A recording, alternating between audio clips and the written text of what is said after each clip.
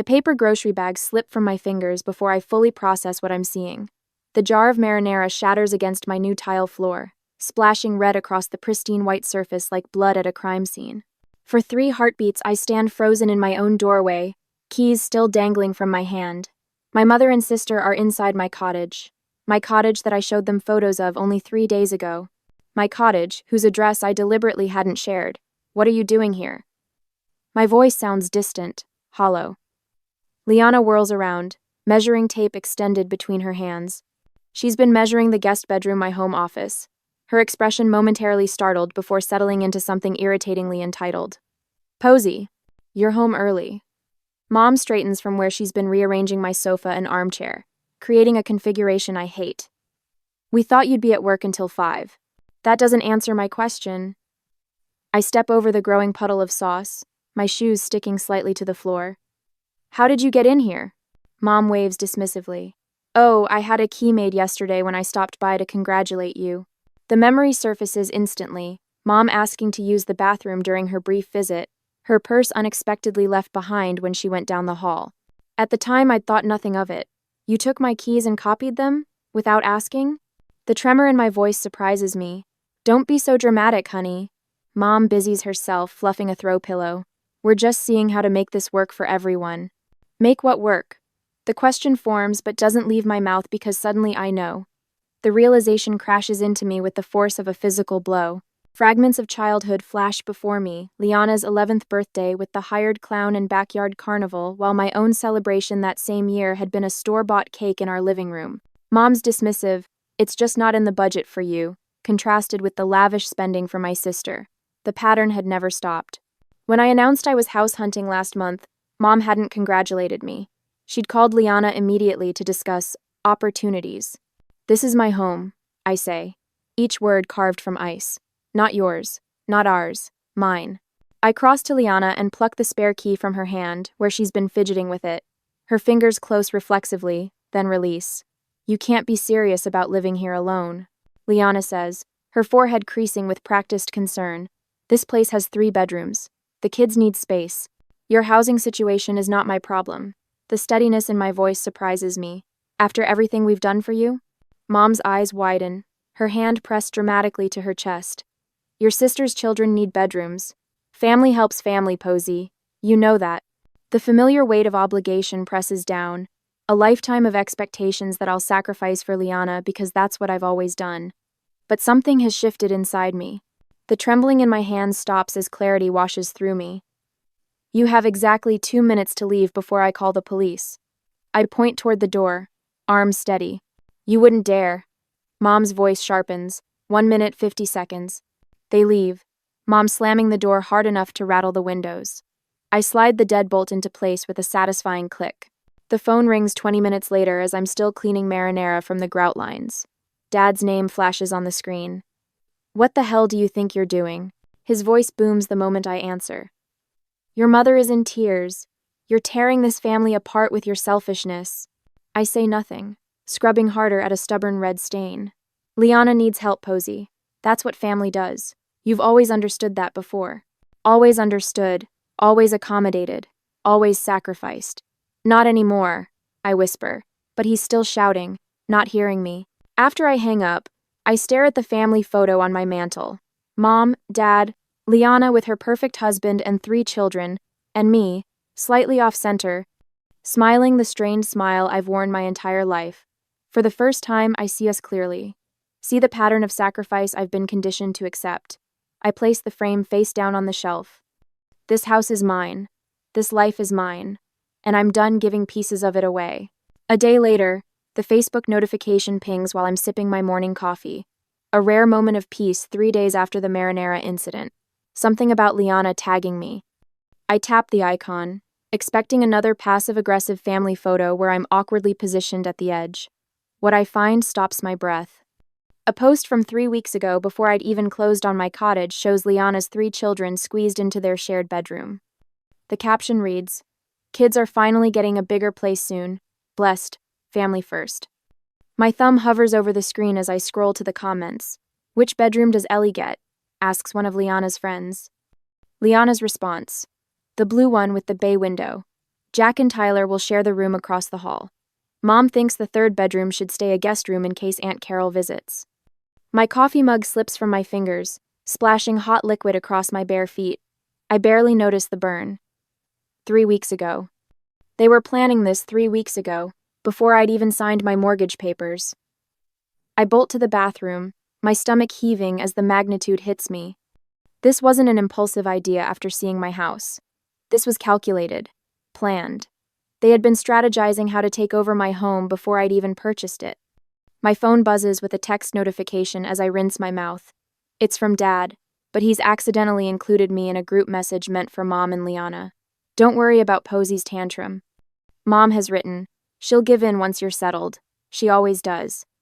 The shaking starts in my hands and spreads until my whole body trembles against the cool bathroom tile. She always does. 3 words that summarize my entire life. The family dinner invitation arrives via text the next evening. We need to talk about a solution, Dad writes.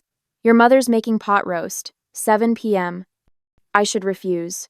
Every instinct screams to stay away, but some withered, hopeful part of me wonders if maybe, just maybe, they've reconsidered. When I arrive, the table is already set with Mom's good china. Dad, Mom, and Liana sit clustered on one side, an empty chair waiting for me on the other. The division couldn't be more obvious if they'd drawn a line down the middle. Posey, Mom says, her smile tight. We're so glad you could join us. Before I can respond, Dad slides a manila folder across the table. We've found the perfect solution. Inside are printouts of 5-bedroom houses, all within 2 miles of Liana's children's school. Each listing has been annotated with notes like perfect playroom and good backyard for the kids. These are lovely, I say carefully, for Liana and Mark. Dad clears his throat.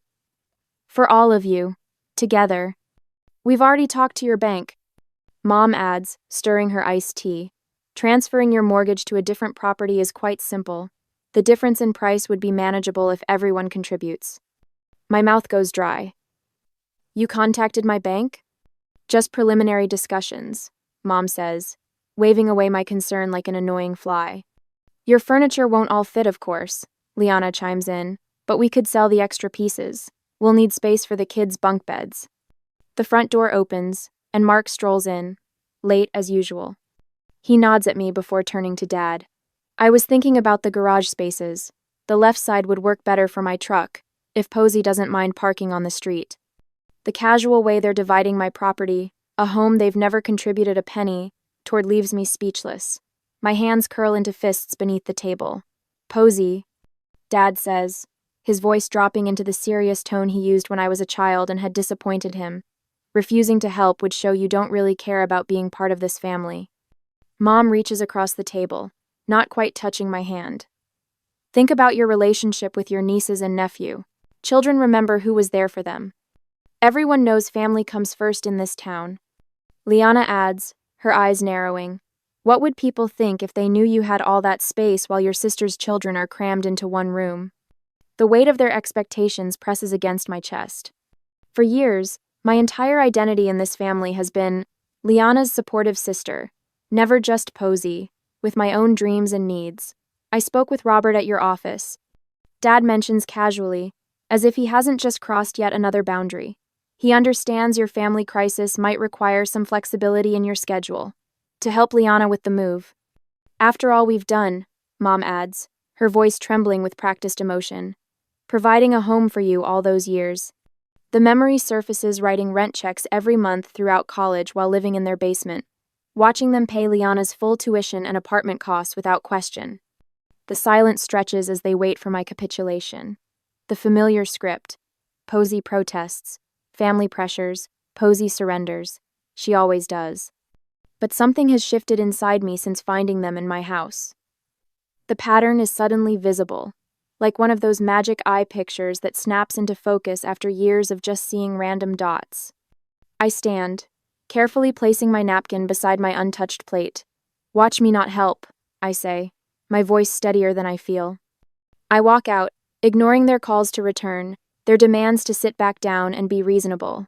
In my car, the phone begins buzzing with texts and calls. I switch it to silent. As I drive home that night, my phone lighting up with angry messages, I wonder if standing my ground is worth potentially losing my family. Should I maintain this boundary at all costs, or find some compromise that wouldn't completely sacrifice my independence? The house was mine, but was complete separation the only way to protect it? The thought of compromise flickers and dies as I remember the Facebook post. They never intended to ask. They planned to take. Some boundaries can't be partial. Sometimes the only protection is a wall. 3 days after the dinner ambush, notifications ping my phone like tiny detonations. Each one jolts me from whatever momentary peace I've managed to find. I make the mistake of looking at Liana's latest Facebook post, her children squeezed onto a pull-out sofa, faces arranged in exaggerated pouts. The caption reads, "When family abandonment means your kids don't have proper bedrooms. Family first. Unless you're selfish, apparently." My stomach twists as I scroll through the sympathetic comments. People I've known since childhood offer prayers and support. 3 different church ladies promise to speak to me about Christian family values. My finger hovers over the reply button, but what could I possibly say that wouldn't pour gasoline on this fire? My phone buzzes with a text from Mrs. Hatcher, my 3rd grade teacher. "Your mother showed me pictures of your beautiful home. So much space for just one person. I raised 4 children in half that size." I set the phone face down on my kitchen counter and grip the edge until my knuckles whiten. The betrayal burns like acid in my throat, not just from Liana, who I've come to expect this from, but from Mom. She's plastered photos of my house online with captions about forgetting where you came from and what happens when success goes to your head. The doorbell rings, sending my heart rate skyrocketing. Through the peephole, I spot Pastor Williams on my front step, Bible tucked under his arm. This isn't a coincidence. This is a coordinated attack. "I'm sorry, I'm not available for visitors today." I call through the door. "Posey Adams, I've known you since you were in Sunday school. Your family is concerned, and as your spiritual advisor." I didn't request spiritual advice. I interrupt, surprising myself with the firmness in my voice. "Please respect my privacy." His sigh carries through the door. "I'll be praying for your heart to soften." After he leaves, I sit at my kitchen table and make a list of everything that's happened in the week since I threw my family out of my house. The scale of their retaliation is becoming clearer and more frightening. Yesterday, I discovered the first concrete evidence of how far they're willing to go. My mortgage statement hadn't arrived, so I called the bank. "We've been sending it to your updated address," the representative explained. "Your parents contacted us about forwarding your financial documents to their home for safekeeping." The violation leaves me breathless. They nearly succeeded, would have, if I hadn't been vigilant about my payments. What else have they diverted? What other pieces of my life are they quietly commandeering?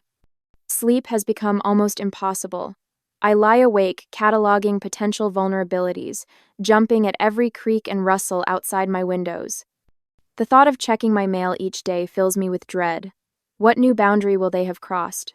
What fresh guilt trip will be waiting? This morning, I received an email from my homeowners association. My parents had contacted them with concerns about commercial activity at my address, a complete fabrication, but one that required me to respond with formal documentation, proving I work from home occasionally but don't run a business. The cost of this estrangement keeps mounting. But the alternative, a lifetime of exploitation, of being seen as nothing more than Liana's support system, seems unbearable now that I've glimpsed freedom. I start small, changing passwords, setting up mail, forwarding directly to my workplace, installing security cameras at every entrance. I document each unwanted contact, each social media post, each attempt to access my personal information. The methodical process steadies my shaking hands. When the security company finishes installing my new system, I feel a strange blend of sadness and relief. My home, the place that was supposed to represent my independence, now resembles a fortress. The next morning, a small miracle appears on my desk at work. A loaf of homemade bread wrapped in brown paper with a note tucked beneath the twine. "Sorry I blabbed about your new place. Not everyone thinks you're wrong. Some of us wish we'd been brave enough to set boundaries years ago. Marcy." I hadn't realized how isolated I'd been feeling until that small gesture of support brings tears to my eyes. The moment of peace is short-lived. That evening, I pull into my driveway to find Liana's SUV parked in front. Through my front window, I can see shadows moving inside my house. The familiar surge of violation is accompanied by something new, cold, crystalline anger. This time, I don't hesitate. I call the police from my car, watching as neighbors peek from behind curtains at the unfolding drama. By the time the officer arrives, my family has noticed me sitting in my driveway. They spill onto the front porch, Mom's face contorted with self-righteous indignation, Dad's reddened with anger, Liana clutching her purse to her chest like a shield. "She's throwing her own family onto the street," Liana cries dramatically as the officer approaches. "We were just visiting." "With what key?" I ask calmly, showing the officer my security camera footage on my phone. "I didn't give you permission to enter my home." Mom steps forward, eyes darting toward the gathering neighbors. "How could you call the police on your own blood? What will people think?" Something shifts inside me. The question that has controlled my entire life, what will people think, suddenly seems absurdly irrelevant. "I don't care what they think," I say, my voice steady. "I care what I think, and I think this ends today." The officer escorts them from my property with a warning about trespassing. As they drive away, I realize something profound. I've spent my entire life afraid of disappointing my family, measuring my worth by their approval. But I've never considered how consistently they've disappointed me, how little they've valued my independence, my choices, my right to a life that isn't defined by what I can give them. The next day, Dave, a friend from college who now practices family law, helps me draft a formal cease and desist letter.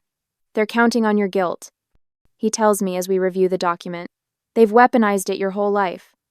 When Liana shows up at my workplace the following week, her eyes swollen from theatrical crying, my coworkers form an unexpected protective barrier. Marcy intercepts her at the front desk.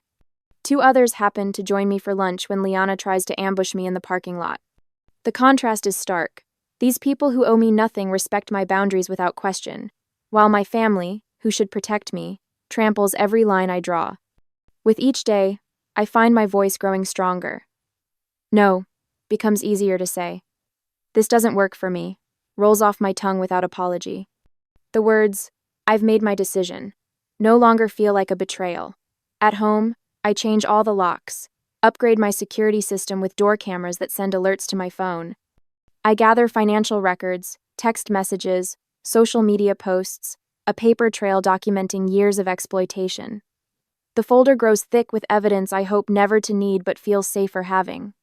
The notification appears on my phone while I'm in a meeting 2 days later. The doorbell camera shows my mother on my front step, trying a key in my lock while glancing nervously over her shoulder. The key doesn't work. I've changed the locks twice since the last confrontation. Her expression darkens as she tries again, then reaches into her purse for what appears to be another key. My heart pounds as I watch the footage. This isn't over. This is just beginning. I spend my Sunday afternoon assembling evidence like puzzle pieces on my dining room table. Every trespass, every manipulation, every lie documented with military precision. The security camera footage plays on my laptop, showing Mom trying 3 different keys in my front door yesterday while I was at work. I add the timestamp to my spreadsheet and feel a curl of satisfaction, rather than the usual guilt. "This looks comprehensive," Dave says, adjusting his reading glasses as he reviews my documentation. My lawyer friend has squeezed me into his Sunday, bringing the scent of coffee and legal pads into my living room. "The cease and desist letter should be ready tomorrow. Will you be okay delivering it yourself?" I need to do this myself. I add the mortgage company's call recording to a labeled folder. The representative's voice still rings in my ears. "We spoke with someone claiming to be your mother about transferring your mortgage to another property. We informed her this wasn't possible without your direct authorization. My therapist Judith's advice guides my hand as I organize everything.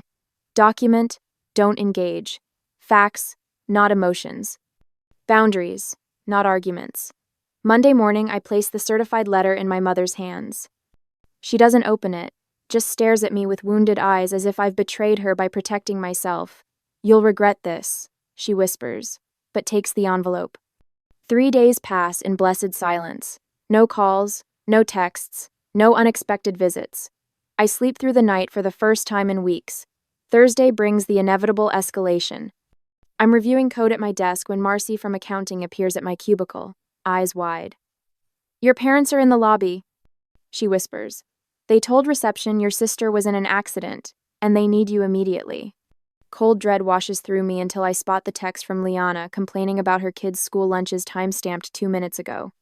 I find my parents arguing with our receptionist, Mom dabbing at dry eyes with a tissue while Dad demands I be brought out immediately. Family emergency. He barks at the young man behind the desk. Her sister's been hurt. I just texted with Liana, I say, stepping into view. My voice remains steady despite the tremor in my hands. She's fine. Mom drops the tissue. Posey! Thank goodness. We've been so worried. Miss Adams? My boss appears beside me, her expression carefully neutral. Is everything all right? Dad attempts his charming smile.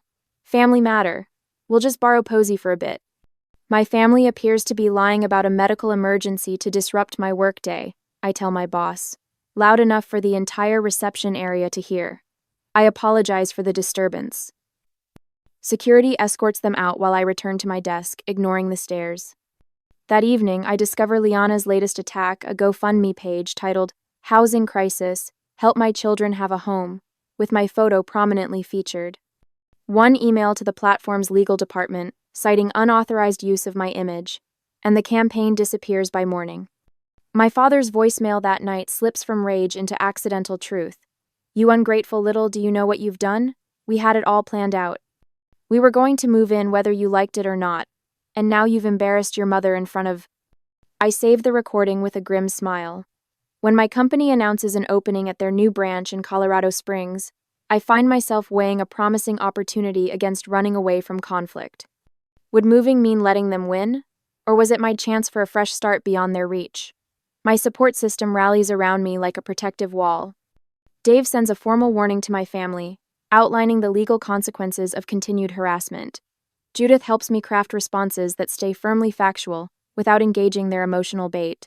My boss offers flexible hours during what she calls this transitional period, her eyes knowing but never pitying. Your house needs better security, says Tara, my realtor friend, walking the perimeter of my property. Motion-sensing lights here and here, and reinforce this back door. I'd expected to feel alone in this fight.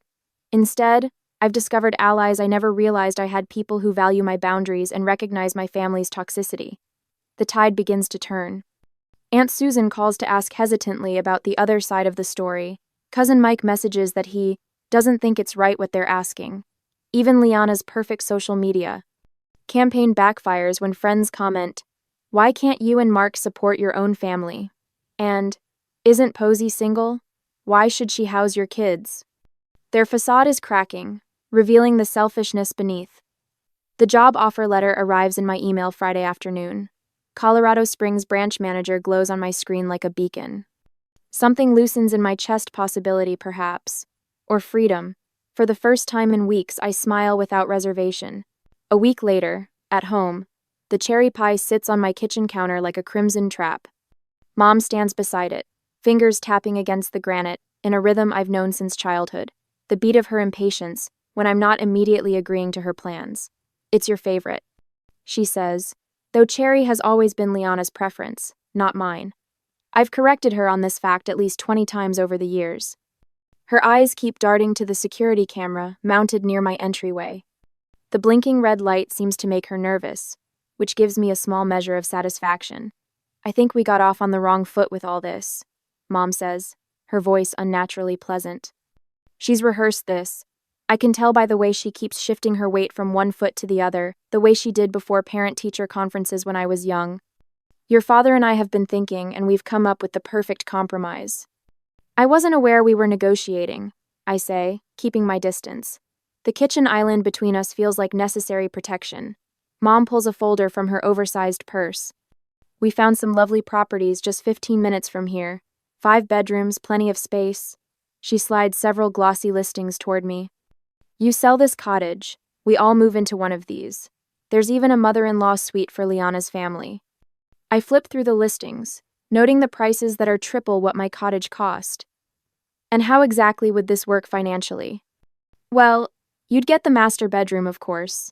She smiles as if offering me a tremendous gift. We've already toured 3 of them. The realtor was very accommodating when we explained the situation. You toured houses in my name? The calm in my voice surprises even me. Mom waves dismissively. We needed to move quickly. The Henderson's daughter is also looking in that neighborhood. She leans forward, voice dropping. Listen, Posey. If you're going to be difficult about this, we can always contest the ownership. You couldn't possibly have afforded this place without family help. Family help? The words taste bitter. You mean the full rent I paid while living at home during college? Or perhaps you're referring to the student loans I'm still paying off while Liana's education was fully funded? Mom's face hardens. Don't be ungrateful. I walk to my office without responding, and return with an envelope. I place it on the counter between us, next to her untouched pie. What's this? She doesn't reach for it. It's a job offer from our company's new branch in Arizona. I push it toward her. I accepted it last week. Her hand freezes mid-tap. Arizona? I'm selling the cottage. I watch her face brighten before adding, and moving to Tucson next month. The color drains from her face. But what about Liana? Her housing situation is not my concern. I open a drawer and pull out a thick manila folder. I've been gathering some interesting documentation. I spread the contents across my counter, financial records showing my paid rent throughout college, alongside Liana's fully funded education. Birthday expenditure comparisons, showing the thousands spent on her celebrations versus the bare minimum for mine. Loan papers for the cars they bought her while I saved for my used Honda. What is this supposed to be? Mom's voice has lost its rehearsed quality. Evidence. I pull out my phone and tap the screen. And here's my security footage showing 17 unauthorized entry attempts on my property. Mom stares at the screen, watching herself and Liana testing keys in my lock, peering through windows, even once bringing a locksmith who thankfully refused the job. I'm not running away. I say, gathering the papers. I'm running towards something better, a life where I'm valued, not just useful. Your father will be furious, she whispers, but there's a new uncertainty in her voice. I'm counting on it. 3 days later, I arrive at my parents' house for what they've billed as a family meeting to resolve the housing situation. The driveway is full, my aunt's car, my cousin's SUV, even my grandmother's ancient Buick. The gang's all here to witness my surrender. I take a deep breath before entering, folder tucked securely under my arm. The conversation in the living room halts when I step inside. Liana sits on the couch between my parents, a united front. The extended family is arranged in a loose semicircle, an audience for the performance. There she is, Dad says, standing with a forced smile. We were just about to explain our solution to everyone. Actually, I say, my voice carrying across the suddenly silent room, I have an announcement first.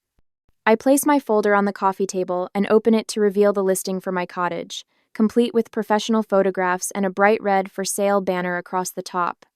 My house goes on the market Monday, I say, and I've accepted a position with my company's Arizona branch. I'm moving next month. The silence stretches for 3 heartbeats before Liana's shriek shatters it. But what about us? Where are we supposed to go? I meet her gaze steadily. The same place you've been living. The same place you'd still be if you hadn't tried to take what's mine. Dad stands, face reddening. This is how you abandon your family? After everything we've done for you? Everything you've done?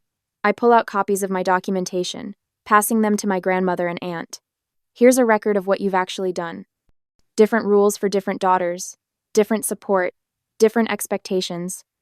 My aunt's eyes widen as she scans the papers. You made her pay rent during college while paying for Liana's apartment? It built character, Dad snaps, but his confidence wavers as more family members begin examining the evidence. You should see the security footage, I add, loud enough for everyone to hear. Them trying to break into my house while I'm at work, calling my mortgage company pretending to be me, creating a GoFundMe claiming I was in financial distress. Grandmother's hand covers her mouth. Is this true? My parents' silence is answer enough. As I drive home that evening, my phone buzzes with texts, not from my parents or Liana, but from my aunt, my cousins, my grandmother, words of support. Questions about whether they'd been misled about other family matters over the years. The beginning of cracks in the family mythology. 2 days later, my realtor calls with news that feels like both victory and farewell. You've got an offer already, she says. 20,000 over asking, cash, with a 30-day close. I'll take it, I tell her without hesitation. One more thing, she adds. Do you want to keep the spare keys, or should I discard them?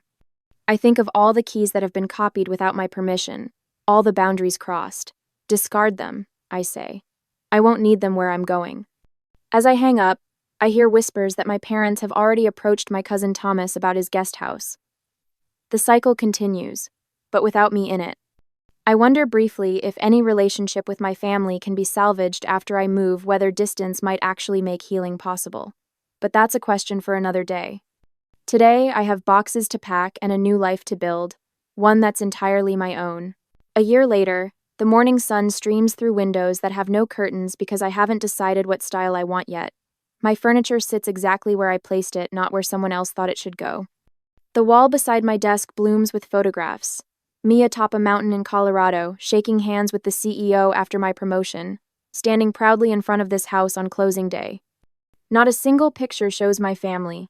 My phone rests on the counter, its screen occasionally lighting up with notifications. A year ago, I would have lunged for it, heart racing at the possibility of another accusation or demand. Now, I glance at it with casual indifference. Unknown numbers route straight to voicemail, and several familiar ones too. Outside, through the kitchen window, my garden catches the morning light. Rows of basil, thyme, and rosemary herbs Mom always claimed would overwhelm her delicate palate thrive in neat beds. Brilliant orange marigolds border the walkway, their pungent scent a childhood favorite. I was never allowed to plant near the house. Too common. Mom had said when I was 10, "We're putting in roses instead." I bite into a fresh strawberry from my own patch and smile at the sweetness. The doorbell rings precisely at noon. Friends file in carrying gift bags and platters, their faces bright with genuine happiness to see me. No one has an agenda beyond celebration.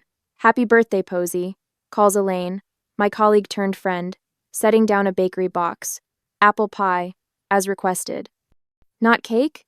asks Thomas, another coworker who's driven 2 hours to be here.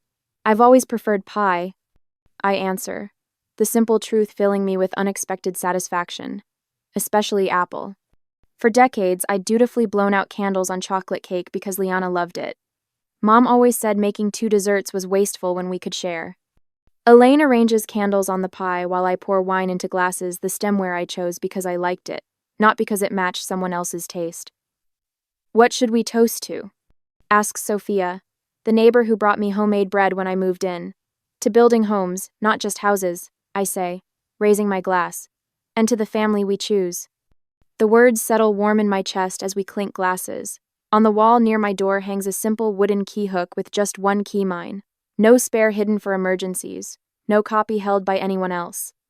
Later, after everyone leaves, I find myself thinking about Jared, the new engineer at work. Yesterday, I spotted him shrinking into himself as our project manager dismissed his ideas. The familiar posture hit me like a punch to the gut, the same way I used to make myself smaller around my family.